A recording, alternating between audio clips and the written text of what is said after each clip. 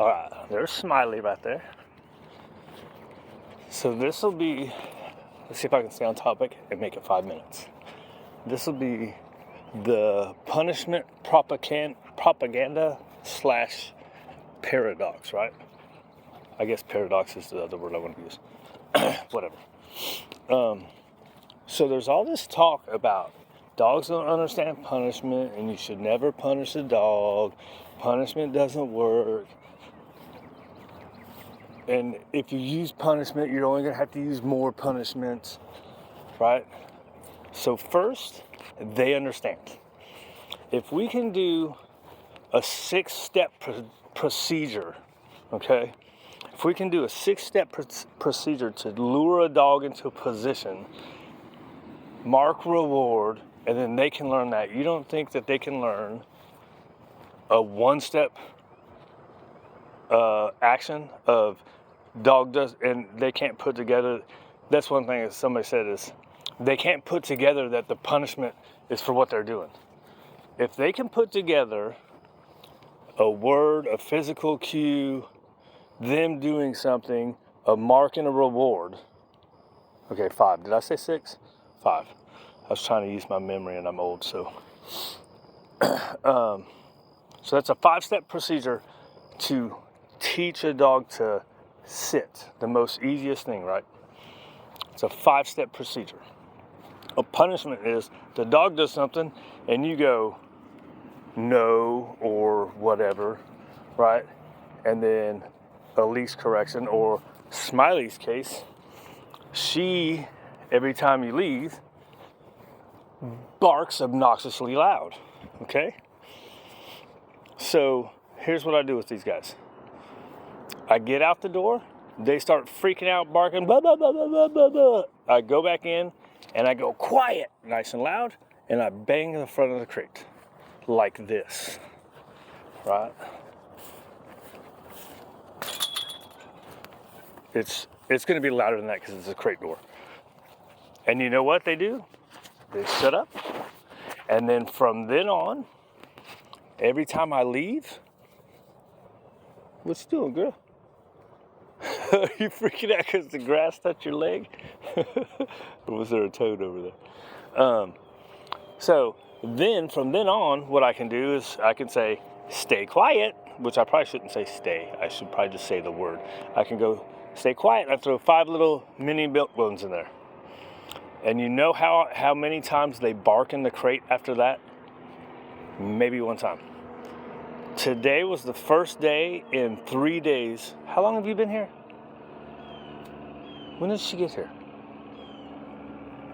She's done it a couple times, but it's been less, right? So after that, I was able to then condition the word with throwing cookies in there. And some people say, don't even do that, just keep it, right? But the point is from there, then I can say the word and condition it with food like we do all the other stuff. But you have to initially stop the behavior you want. Now, the people that'll say, oh, you should never do something like that, they're running under the assumption that every single dog that barks in the crate is stressed out. Well, I mean, there's a level of stress, but they're fearful and they're scared of being in the crate. This dog is not scared of being in the crate. This dog is barking because it wants out.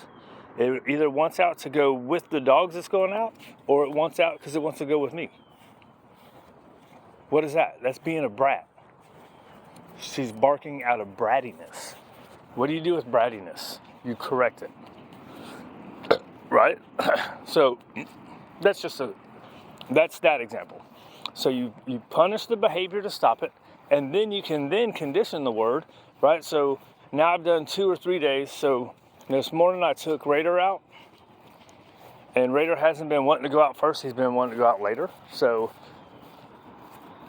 she's been the first one. So when I took Raider out, she barked. I opened the door, I said, hey, quiet. And she shut up, right? So I've had to bang on her crate probably 3 times. The first time was the hardest, right? And here's the other thing. I saw some guy say, well, if you're using punishment, you're just going to need more punishment and more punishment. No, that's not how it works. If the whatever the dog's doing, if you have to use more punishment and more punishment, that means you're not doing enough the first time, right? So, which is kind of what I tend to do. Now, here's the other thing. If I was in a house, here's what they want you to do. They want you to let the dog bark it out, okay? When the dog quiets down, then they want you to reward that quiet down. Now, some people will say, well, you're just bringing a positive into the negative, right? You're trying to stop this behavior, but now you're bringing a positive. I think that's a good move, but I can't do that because I'm in an apartment. So here's where your environment changes. If that changes things, right? If I was in a house and she was in her own room, I could absolutely do that. I could let her wait. Well, actually I couldn't because I'm too busy.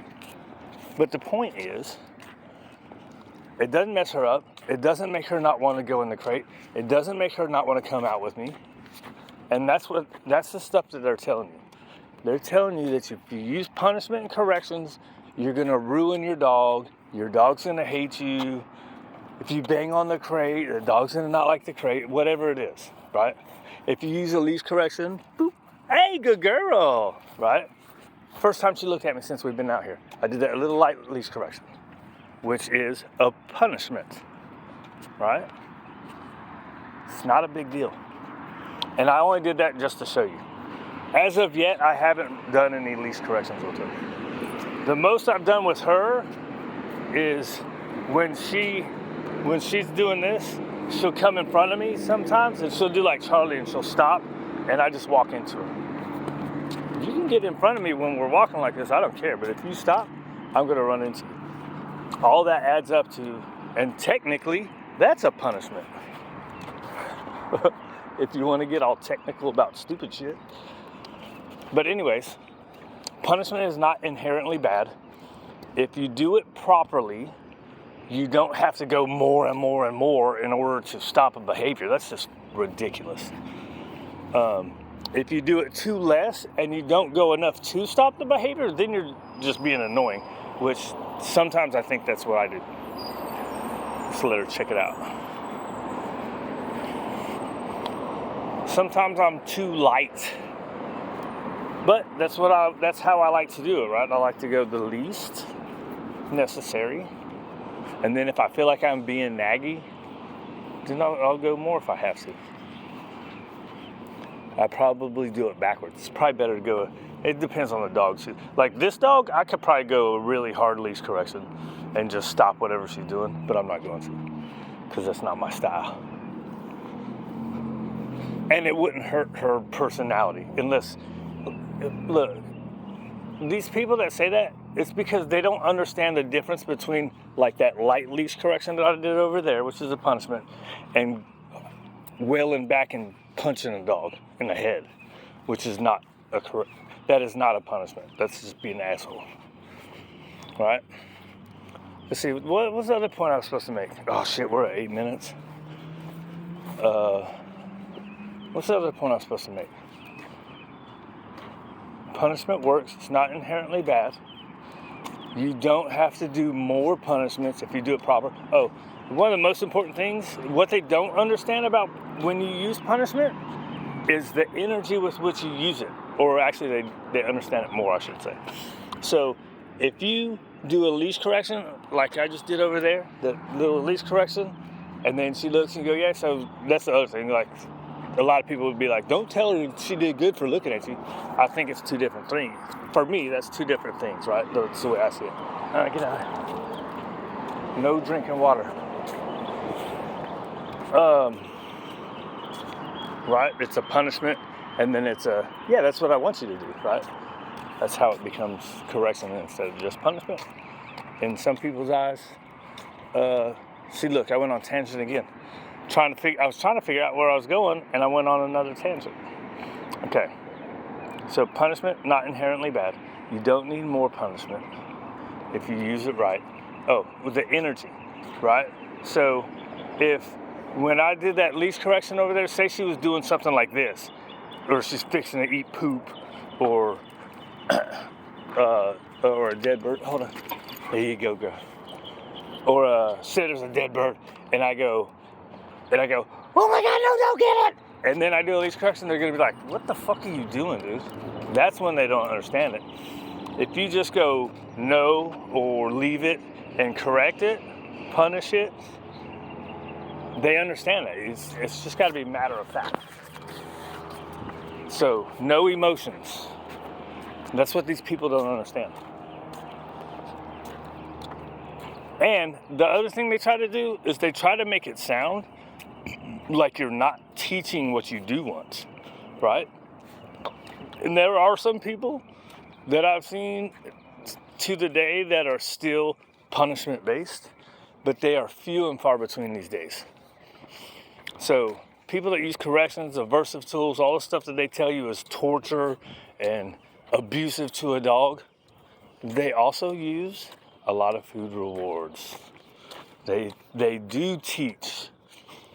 They might do like I did with her in the crate, where you punish initially to stop the behavior, and then condition your cue and reward the good behaviors, right? Sometimes it's how it's got to be, and sometimes you can wait and condition it in, and that way, if you ever do have to use a punishment, it's going to be much lighter and less needed. But let's see, she's been here. Have you been here a week yet? Holy moly, I don't know. But I banged on her crate probably twice. The first day and then 2 days later. And the 2 days later was a lot less that I needed, right? So that's just the example. We're at 12 minutes. That's 7 minutes longer than I wanted. Babble, babble.